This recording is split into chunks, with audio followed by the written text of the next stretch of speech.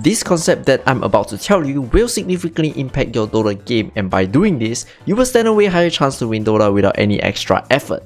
Hey guys, this is DATOHLEONG, and in this video, I will explain to you why you should always choose to defend your mid tower and why you should always choose to take your opponent's mid tower rather than going for some random kills on the map. But of course, if you're able to get a kill on another lane without losing your mid tower, then I won't hold you back. I'm going to prove this concept with real game scenarios of different range of ranks to show you how this concept can severely impact every single game.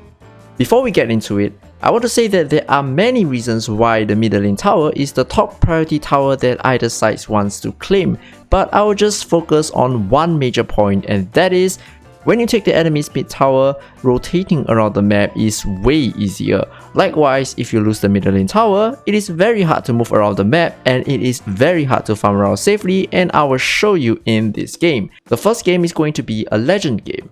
There is a Magnus on the Radiant and a Storm on the Dire. The Storm is off to a good start with 3 kills in the bag, and because he's rotating without pushing out the lanes first, the 10-minute catapult actually assisted Magnus in taking the middle tower. Here, many will blame the Storm for allowing the tower to be taken. Well, he does have to take some responsibility for losing his tower, but anyone can defend this. You can TP in and defend the tower even if you are a support, a carry, offlane, or even the feeder role. But let's watch and see what happened after the tower is taken. Because the middle creep wave is pushing in and there are no heroes or towers to repel the push, someone has to do it before making the rotation. Here you wonder, why do you have to push out your lane before making any rotation?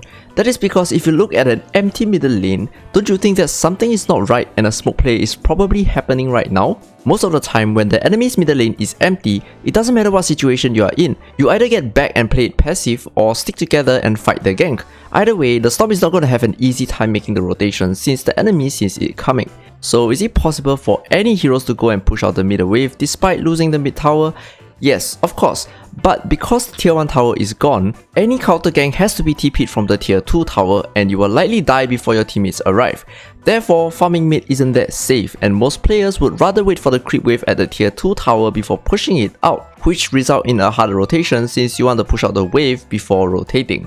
On the Radiant side, the Magnus is just chilling and farming up every lane and jungle camps. On the Dire side, the Storm wants to make a move with his fresh new Orchid. But since the mid tower died at 10 minutes, moving towards the top lane or the bottom lane would mean that creep wave will get shoved into the tier 2 tower, and the Radiant can enter both junglers from the middle lane, which means that any cores trying to farm safely are in danger as long as the mid wave is coming in. So what happens when you're scared of smoke plays? That's right, you stick really close together, and because the Dire heroes are over sticking together, the Storm is going to have a hard time finding pickoff as the supports can't really connect to him. This is a high divide game and it is a battle between a Morphling and a Tuskar on the middle lane. The Tuskar hits his power spike and decided that he wants to make a play on the top lane.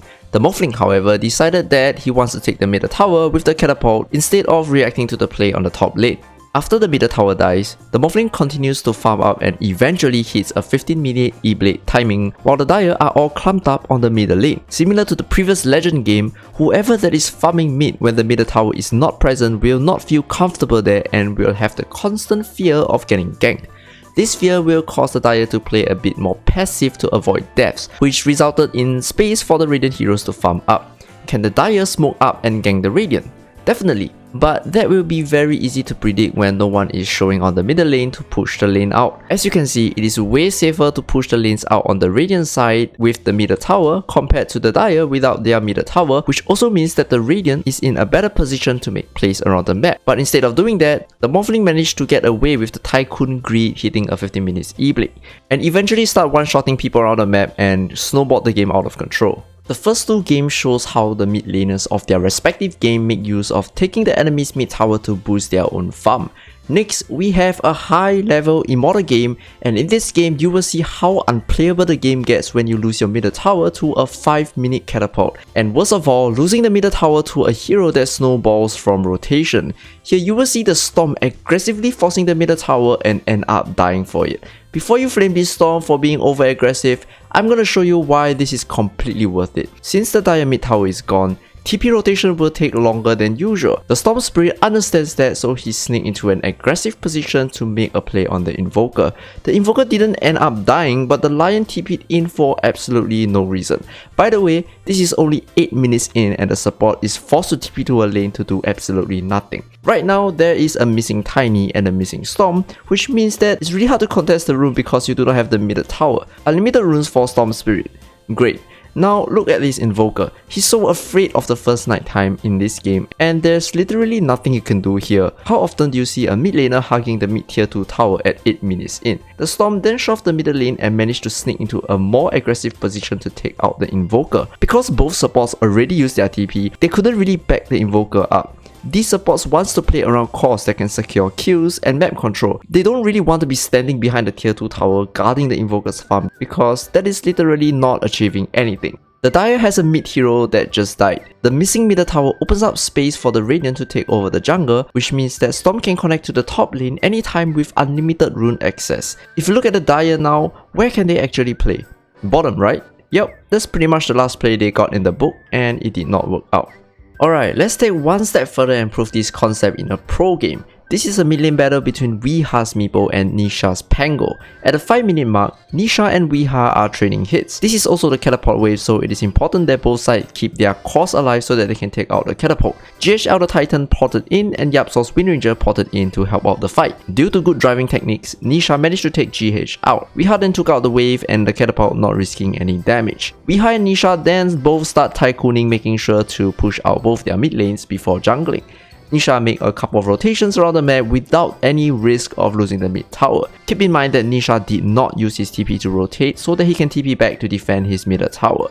The 10-minute catapults comes in and here we see Nigma gather their heroes at mid to try to take the mid tower. Secret responded by bringing their own sets of heroes to defend the mid tower. Even though both teams lost some tower health to creeps, they are not willing to give their mid tower for free and someone is always ready to defend it. After countless battles around the river, Secret finally won a fight near the middle tower and claim it by 16 minutes. This is how hard pro teams fight to take the enemy's middle tower and to defend their own middle tower just to keep the game competitive, so I hope that we can do it too. Moral of the story, the earlier you lose your mid tower, the more severe the consequences. Thank you for staying to the end of the video. If you enjoyed my Dota content, hit the like, share, subscribe, turn on notification, and I'll see you in the next video.